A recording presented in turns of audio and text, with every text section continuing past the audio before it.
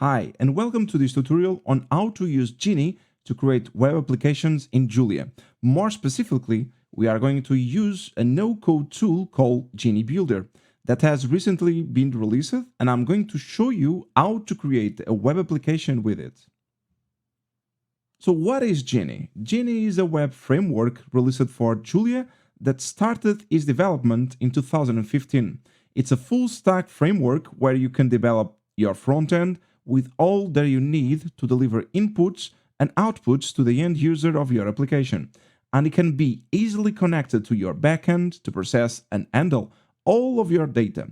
It has been designed to be a general-purpose framework, but you'll see that a lot of applications that use it are on the area of data visualization.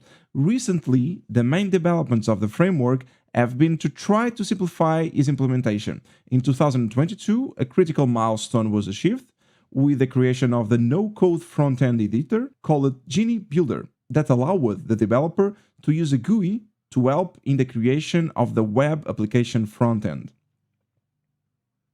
The intention of Genie is to simplify the implementation of a web application by creating the less clutter possible between your Julia code and the web frontend.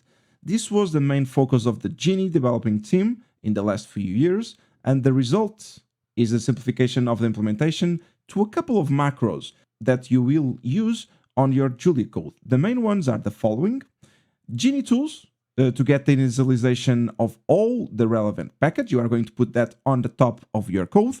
Then the handle, where the reactive code interaction will be defined. So your main code is going to be here, and we are going to have the in and out to define your inputs and outputs to get the data and to send the data to the user interface. Then on change, that is going to be the place where you are going to process your data if the user have changed any of the inputs on your interface. Then the page to generate the HTML code for your web page, and then show that is mostly used for debugging, that prints on the console any string that you want. On this tutorial, we will develop a front-end using the no-code Genie Builder that is going to have input fields and also a plot where we will output our data. The data is going to be fetched from an SQLite database, and it's going to be filtered accordingly with the user input by using SQL commands. So let's now work with Genie Builder. For that, we are going to need our Visual Studio Code.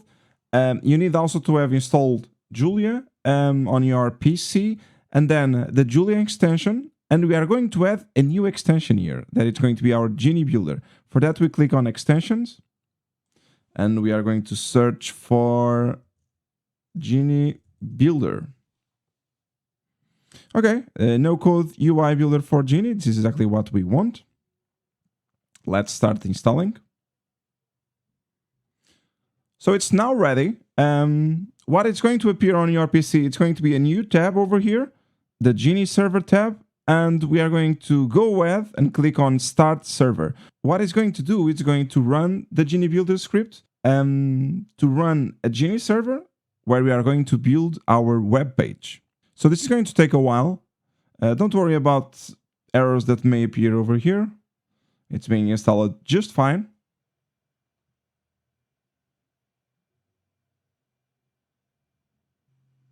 So now we got everything ready. We got the Genie Builder extension installed. The server of the Genie server, it's now working. Its current status is running. So we can go ahead and click on Create Your First App. So we need to name it. Let's just call it Tutorial. And now Genie Builder will precompile it in order for us to start working on this new Genie app. And at this point, when we can see that the web server was created and it's now starting on our localhost with the port, in this case 9101, we know that we got everything ready for us to start working. So on Visual Studio Code, the Genie app just opened here with a small example that we can see over here on top. let me put this terminal just a little bit here on the bottom for us to have more space to work on our web page. And this is the template that is going to start as soon as you create a new Genie app.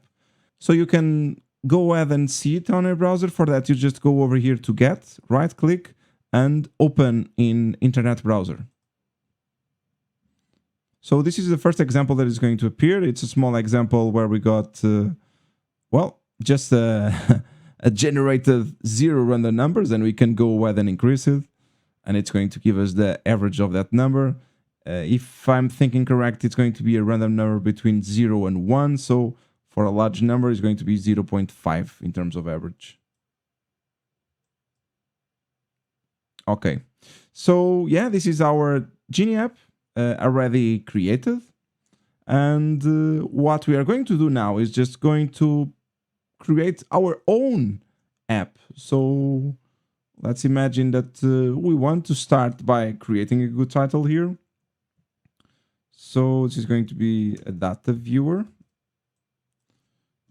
In this web page, you can select the data that you want to see. So it's going to be a data viewer with user inputs. I'm going to remove the slider for now. Default view application. We can also go ahead and remove it. Okay. And yeah, this is going to be our web page. One interesting thing here is that you can go ahead and add any sort of HTML code that you want. So imagine that we are now just using this for our company, and we want to have a contact footer. So on the end, having some sort of contact that it can't be as simple as, for example, having a location for our business. So I'm just going to go over to my open blocks and select the one column row.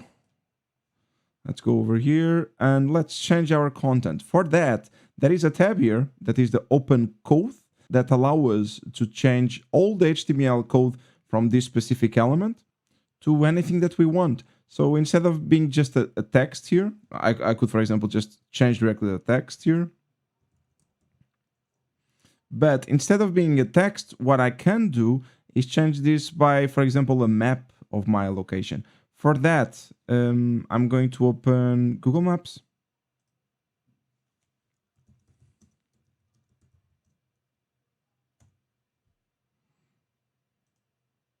And on Google Maps, what I'm going to select is going to be a location. It can be here on California. So just a random point. And well, my browser is in Portuguese, but on yours, you can just go over here to the last button of sharing, incorporate on a map, and then copy the HTML. So with this HTML code copied, I can return back to my code and change, instead of being text, to the code that was given to me by Google Maps. So I can quickly here save, and I can see it on my browser to see how it looks. After saving, you don't need to refresh your browser. So you just leave your tab open and it will auto reload the new code. So one thing that I'm seeing here is that the map appears on the left and not on the center. I want this centered. For that, I just return back to my Genie Builder, select the column, then go over here to the Open Style Manager, typography, and I want the text align on the center. So once again, save, and then hopefully he auto reloads and it's centered. Perfect. Now, the objective of this web application is to show data, and the data that I got prepared for us today is data that I fetched from the United Nations. And what is detailed here is the following. That is the population for every year for every continent. So we got Europe here on top, and then we got Africa, Asia, Oceania, America, and that's it. So we got the population data here on thousands, starting from 1950 up to 2021 for every continent. Now, this data that I fetched was on Excel, but I also have converted that to an SQLite database that I'm also going to share on the comments of this video. So, in order for us to show this data, we need to create here a part of our web application where we are going to have some sort of input from the user. So let's do that right now. It's going to be here once again on the open blocks. I'm going to select a 2-column row. So each one of these columns is going to have an input from the user. This one, the first one, is going to give us the input from the year. So it's going to be the year interval. And on the second column, we are going to select our continent. So it's going to have a continent selection option over here. Okay, so in order for us to have some input from the user, once again, open blocks. For the year interval, what I really want, it's going to be a range. So I want to select the starting date and the end date. There you go, range. So I can just pick it up and drop it over here. Perfect. And then for the continent selection, I want to select, and the best one is going to be actually the select. Okay, perfect. Now I have these two inputs over here, but I also need an output, and my output is going to be a plot. So I want to plot the data over time. And for that, I can just go over here and, for example, select my line plot. The line plot uses Plotly as the main package. So if you are used to that on native Julia, it's going to be pretty much the same thing here on Genie. It's going to be a simple plot.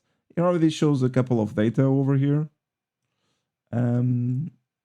And let's actually, just for now, let's save it and give a look to the data that is already there. Okay, so we got some data over here. That is our example data. Perfect. That is our range here. So beginning and end.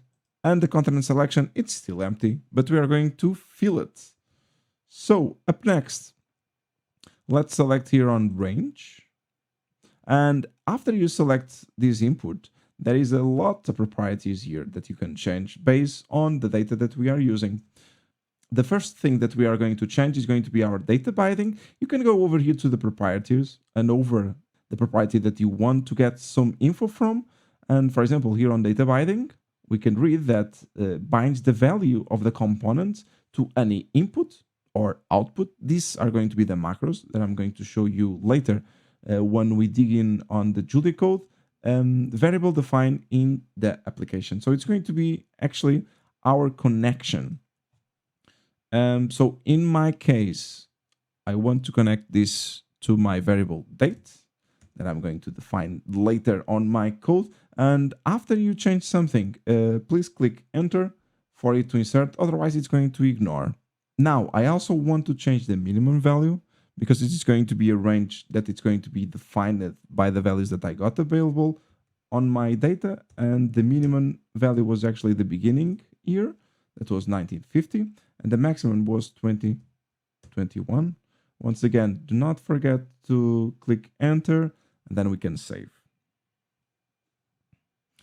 My web application should be updated already. But it doesn't show. Okay, so currently I could change this, but I'm not able to see if actually the year that I selected, it's fine, or it's just a random year. So for that, it's a pretty quickly fix.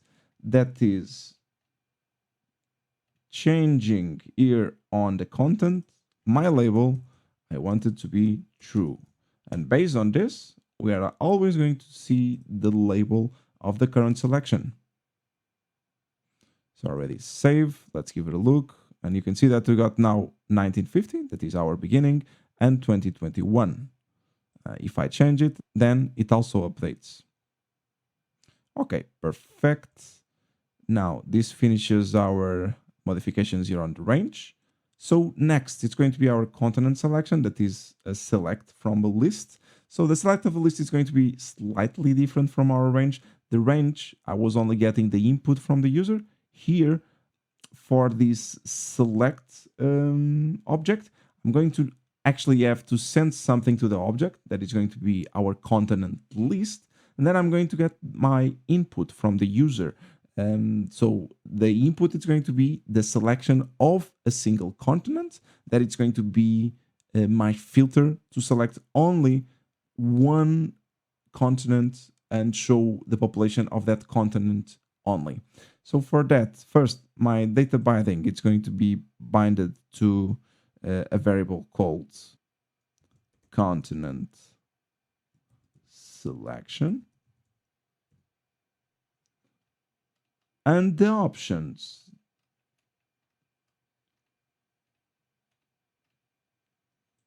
we got it here, and it's going to be our continent list. That is going to have the list of all the continents available for selection. Then next, we got our plot over here. Ah, by the way, I forgot to save it. Are the options okay? Okay, they are. Okay, let me quickly save.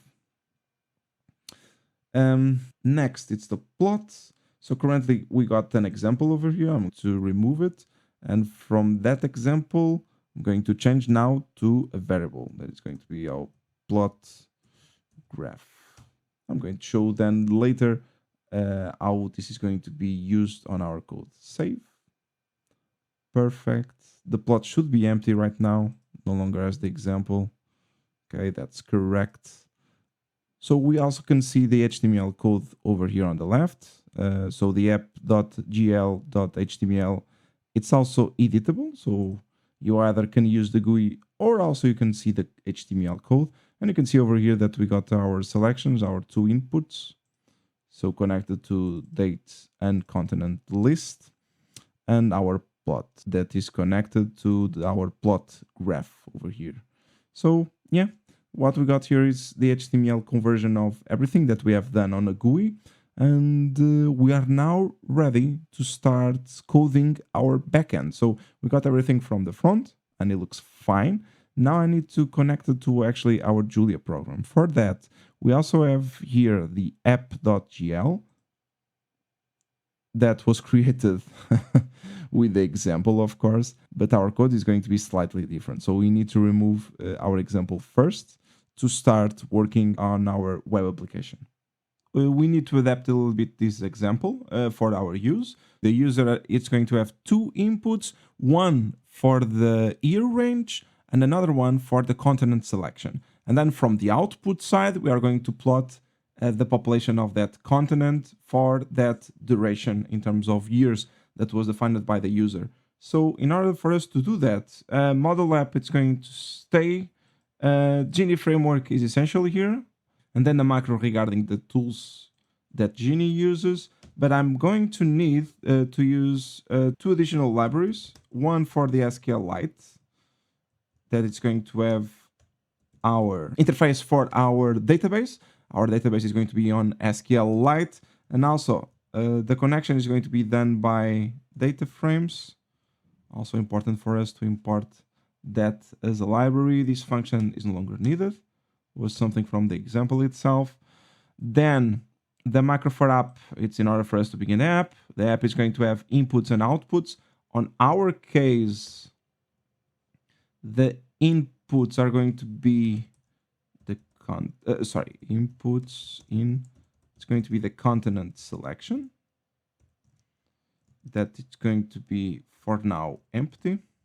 I can remove this one. And also we got another input that is the date, where the user selects the interval where we want to plot the data from. From our database, we started from 1950 up to 2021. So this makes sense to be the default value.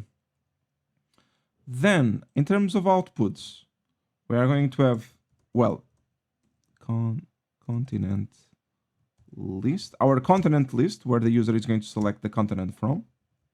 Default one, it's going to be our empty one, then Asia, Africa, America, Europe, and Oceania. Okay. And then the other output that we also got, it's going to be our plot that we have called plot graph,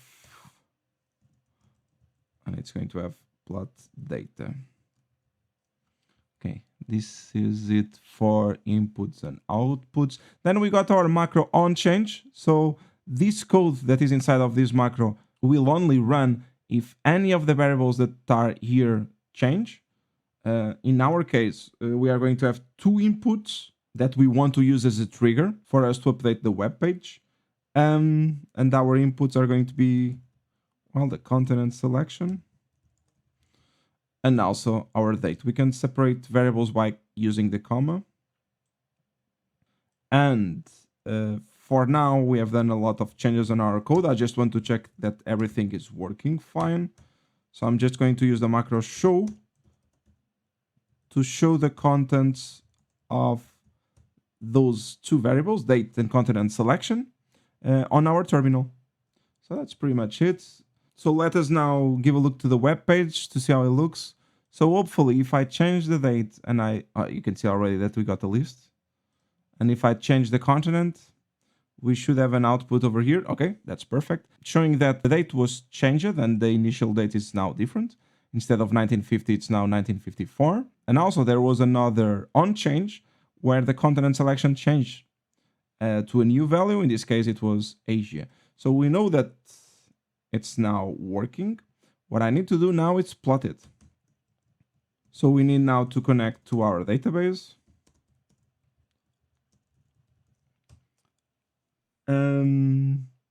Oh yeah, so it's db SQLite db and then the path for my database. So I'm going to quickly copy and paste my database to this directory where we are currently running the data, but I'm going to make it available on the comments of this video, also the database that you can use on your own project.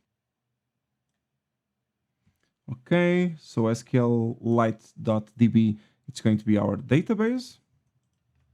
Next, I want to create a connection with our database interface.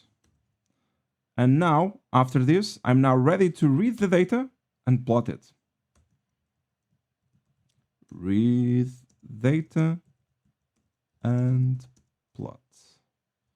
Okay, in order for us to do that, we need to generate our string that is going to be sent for the SQL database to extract the data that we want. So data frame, that's our way to receive the formatted data.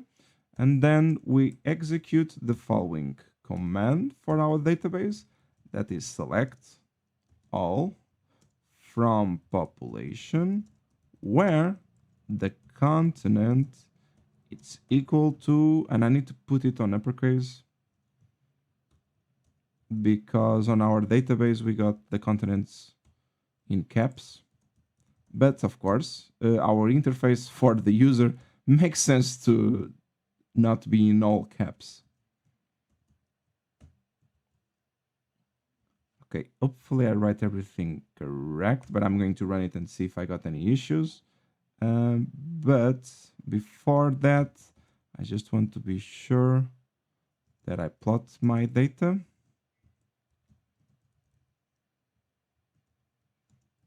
So our plot data is going to have a next value that is our range for the years, starting on the first value up to the last one. And then on the epsilon side, I'm going to have my population. Also, the name. I want it to be the continent selection.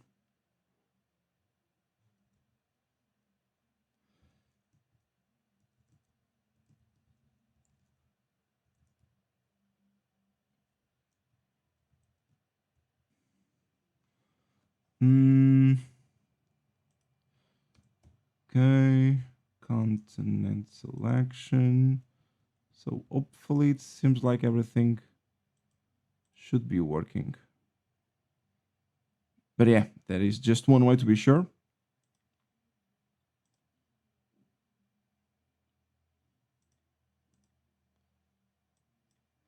So if I change, oh yeah, that is an error.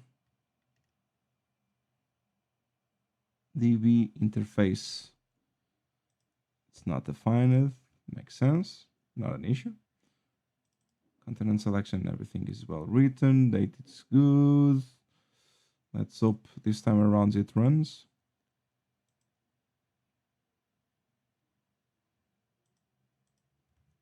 Let's see if we got any other error over here. No, we don't. Okay, yeah. We actually got everything now working. Here works, so this range works. The continent selection also works. The population is wrong though. So I think that the population is on thousands. So I need to adapt the code over here. So the population is going to be our population times 1,000. Don't forget our broadcast function over here. We need to multiply for every single value. And it's now on billions. Okay, perfect. Yeah, so I think that is all for today. It was just a simple example over here, but hopefully it allows you to go deeper on the Genie framework and yeah, use it to create your own web app. We'll see you on the next tutorial.